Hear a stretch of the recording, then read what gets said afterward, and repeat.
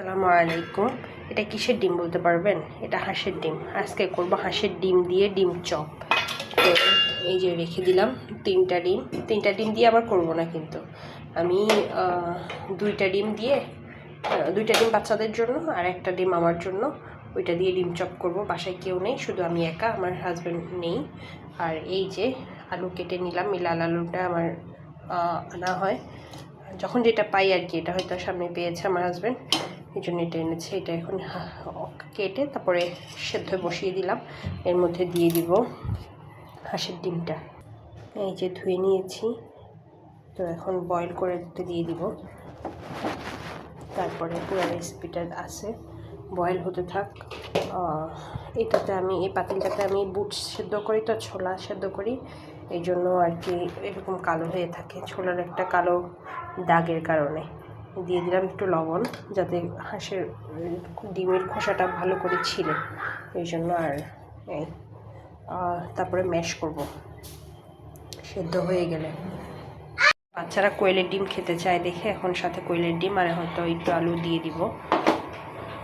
ওইটা এখনও ফুটেও নি, ভেঙে যায় কি না। কোয়েলের ডিম বাচ্চাদের খেতে চায় শখ করে, এই জন্য দেওয়া। এই যে ডিমটা সিদ্ধ হয়ে গেল, আলু এখনও সেদ্ধ হয়নি। ডিম যেহেতু একদম ভালো করে সেদ্ধ করব না, মানে ডিম সেদ্ধ করতে করতে একদম কালো হয়ে যায়, ওইটা করব না। আলুর সাথে সাথে সেদ্ধ হইতে গেলে না পরে করবে, কালো হয়ে যাবে ভিতরে কুসুমটা সেদ্ধ হতে হতে। মানে একটু হলুদ হলুদ ভাব থাকতেই উঠিয়ে নিয়ে নিলাম। এখন এটা খোসাটা ছিলে পিস করে ফেলবো, বাচ্চাদেরকে খেতে দিয়ে দিব। আর ওরা যদি সন্ধ্যা দিকে খেতে চায়, বায়না ধরে, তাহলে ওদের এই কোয়েলের ডিমের সুন্দর করে চপ দিয়ে দিব। আর এদিক দিয়ে আলুটা, এই যে আলুটা একটু সিদ্ধ হতে থাকে, এখনও হয়নি ফুলফিল, আরও সময় লাগবে। এদিক দিয়ে ডিমের খোসাটা ছিলে নিব। এই যে ডিম ছেলা হয়ে গেছে, আর একটু পেঁয়াজ একটু মরিচ দিয়ে নিলাম। বাচ্চাদেরটা এখন খেতে দিয়ে দিব। প্রতিদিন ইফতারে অন্তত ডিম থাকেই, অন্তত কি ডিম ছাড়া কোনো ইফতার হবে না। এখন এটাকে এটাকে 4 পিস করব, আর এই দুইটা বাচ্চারা খাবে, এটা আমাদের রেখে দিব। এটা কোট করে নিব আলু দিয়ে। দেখেন তো কেমন লাগছে, এটা একদমই অর্গ্যানিক, মানে আমার খালামুনির হাতের ডিম। ওনার হাঁসে বা নিজের পালা হাঁসের ডিম, মানে এরপরে আর কিছু হয় না। আমার খালামুনি একদম সার ফিট কিছু খাওয়ায় না, জাস্ট ধান ভুসি এরকম কিছু খাওয়ায়, তো একদম পুষ্টিতে ভরপুর এগুলা।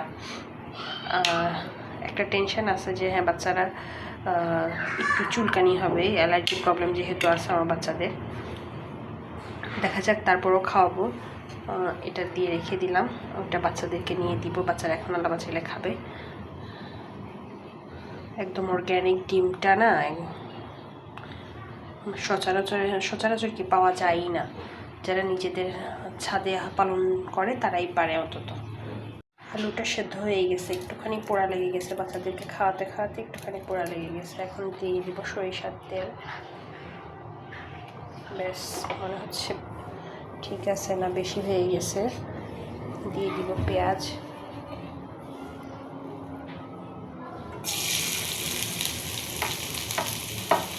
মরিচটা পরে দিব, না হলে একদম মরিচ পুরানোর ঝাঁজ অবস্থা খারাপ হয়ে যায়। একটু বেরেস্তাও হবে না, বেরেস্তার থেকে একটু কম হবে, বেরেস্তা করে নিব। আর এই যে মরিচ, লবণ দিয়ে দিব, দিয়ে দিলাম 1 চিমটি পরিমাণ। 1 চিমটি না, একটু লাগবে হয়তো, বেশি দিব না, বেশি হলে খাওয়া যায় না, কম হলে অন্তত খাওয়া যায়। ব্যাস, আর দিব না। সামান্য একটু লবণ দিয়ে দিব, পরে নামানোর আগে দিয়ে একটুখানি জিরা গুঁড়া দিব। এই লাল আলুটা না গরম গরম মাখতে হয়, ঠান্ডা হয়ে গেলে হয় না, শক্ত হয়ে যায়, এই জন্য আর কি গরম গরম। কিন্তু আবার তো গরম গরম তো মাখতে গেলে হাত ধুয়ে গরম ছেঁকা লাগে, এই জন্য আর কি কাঁটা চামচ দিয়ে সুন্দর করে এভাবে দিলে ম্যাশ হয়ে যায়। এটা কাইন্ড অফ ট্রিক্স, আপনারা রান্না করার সময় এই ট্রিক্সটা ফলো করতে পারেন, যারা এইভাবে লাল আলু খান, কিংবা লাল আলু না, যারা আলু গরম গরম মাখতে চান তারা এইভাবে ইয়ে করতে পারেন।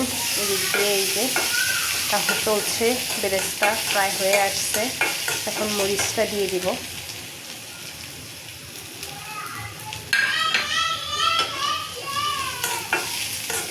নামানোর আগে দিয়ে জিরা দিব, দিয়ে দিব এই যে সামান্য জিরা গুঁড়া, যাতে ফ্লেভারটা সুন্দর আসে।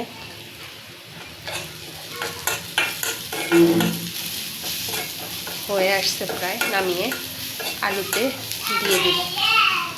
এই কন্ডিশনে রেখে দুইটা আলাদাভাবে রেখে, এটা এখনও গরম, এটাতে এখন হাত দেওয়া যাবে না। এই কন্ডিশনে রেখে আমি চলে যাব মসজিদ, আসরের নামাজটা পড়ে আসবো। নামাজটা মসজিদে পড়লে না বেশ ভালোই লাগে, সুন্দর। নামাজের জামাত শুরু হয়ে যাওয়ার সময় হয়ে গেছে। আল্লাহ হাফেজ, সবাই আমার জন্য দোয়া করবেন। বাকিটা দেখাচ্ছি একটু পরে।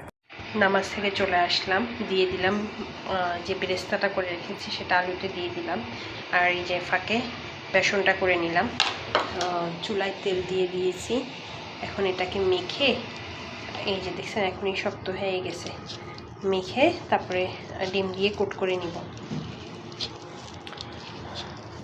কে কে এইভাবে বেরেস্তা করে মশলাটা মেখে তারপরে ইয়ে করেন, আলুর চপ বানান, আমাকে জানাবেন।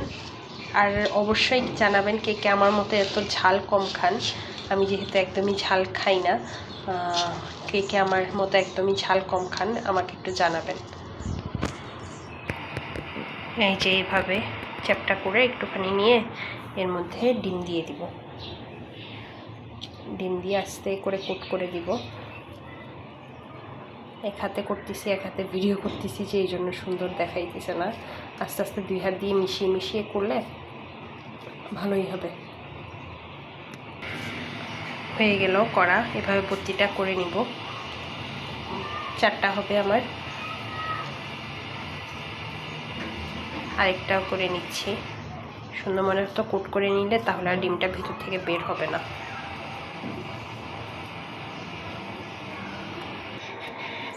এই যে হয়ে গেল কোট করা, কিন্তু আর আলু বাকি নেই, এই জন্য বাচ্চাদের এই দুটো আর কোট করা হলো না, ওদেরকে এমনিই খেতে দিয়ে দিব। এখন এটাকে ফ্রাইতে দিয়ে দিব।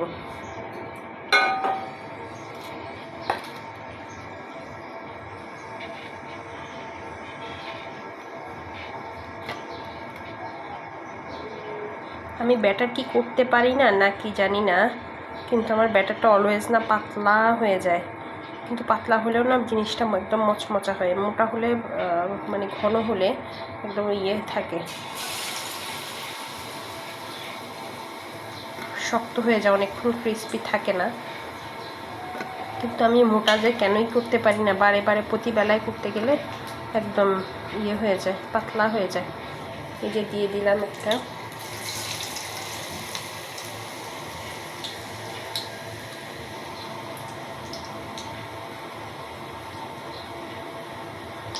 আমার মতো একদম এত অল্প ইফতারি কে কে বানান কমেন্টস করে যাবেন। মানে যাদের ফ্যামিলি মেম্বার একদমই কম, হাজব্যান্ড ওয়াইফ দুইজন, কেউই নাই ফ্যামিলিতে, একদম নিউট্রিয়াল ফ্যামিলি, লাস্ট স্টেজ যাকে বলে, এরকম ফ্যামিলিতে কে কে আসেন অবশ্যই জানাবেন। লাস্ট অ্যান্ড ফাইনাল ওয়ান হয়ে গেল আমার আজকের জন্য ইফতারি ডান। এটাকে এখন সার্ভ করে দিব। মিডিয়াম টু লোতে রেখে একদম একটু উল্টা পাল্টা করে দিয়ে ব্রাউন করে ভেজে নিব, যাতে অনেকক্ষণ মচমচা থাকে। এখনও প্রায় আধা ঘন্টার মতো টাইম আছে।